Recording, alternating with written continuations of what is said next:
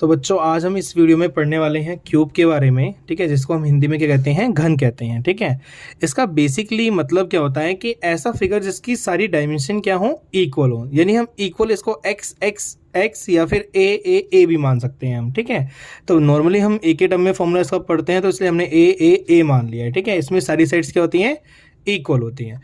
तो इसका total surface area क्या होता है, देखो टोटल सरफेस एरिया यानी हिंदी में कहते हैं कुल पृष्ठीय क्षेत्रफल, जो कि इसका होता है 6a²।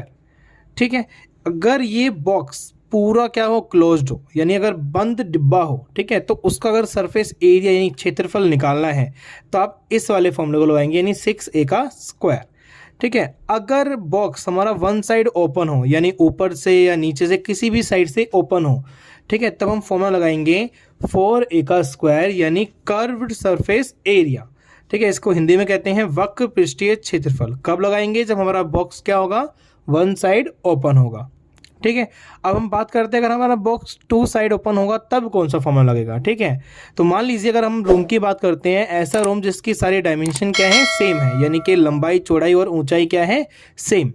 अगर ऐसा है तब हम क्यूब की बात कर रहे हैं, और क्यूब हमारा अगर मान लो हम सीलिंग यानी कि छत और ग्राउंड यानी कि ज़मीन पर हम पेंट नहीं करते हैं और हम 4 दीवारों पे पेंट कर रहे होते हैं, ठीक है, यानी 4 दीवारों पे, तब हम फॉर्मूला लगाएंगे, तब भी हमारा फॉर्मूला क्या होगा, 4a², यानी इसका लेटरल सरफेस एरिया क्या होता है, 4a² ही होता है, क्योंकि इसका पहले 3a² हुआ करता था, अब जाकर हटाकर हमने क्या कर दिया है, 4a², यानी अब ये फॉर्मूला यूज होता है 4a²।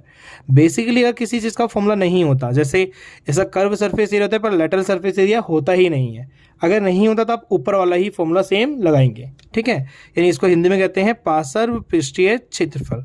फिर से कहता हूं कि अगर आपका किसी भी फिगर का कर्व सरफेस एरिया नहीं होता, सॉरी कर्व सरफेस एरिया होता है पर लेटरल सरफेस एरिया नहीं होता, तो उस फिगर में अगर आपको बोला जाता है कि लेटरल सरफेस एरिया फाइंड करो, तो आप कर्व सरफेस एरिया ही फाइंड करेंगे। ठीक है, इसलिए हमने सेम फॉर्मूला लगा दिया है 4a²। अब बात करते हैं इसके वॉल्यूम की। देखिए वॉल्यूम कब लगाया जाता है, जब किसी भी फिगर के अंदर आप कुछ भर रहे हो, यानी कि जो एरिया ऑफ एयर होता है, यानी किसी एयर का एरिया, हवा का क्षेत्रफल, यानी किसी चीज़ में कितनी कैपेसिटी का सामान हम उसके अंदर भर सकते हैं। ठीक है, जैसे मान लीजिए जो डिब्बा है इसके अंदर हम कितना पानी भर सकते हैं, कितनी मिट्टी भर सकते हैं, कितनी एयर आ सकती है, तो इसका मतलब क्या है, उसका वॉल्यूम फाइंड करेंगे हम। ठीक है, तो इसका वॉल्यूम होता है a², यानी जो भी डायमेंशन है उसका मल्टीप्लाई कर देना।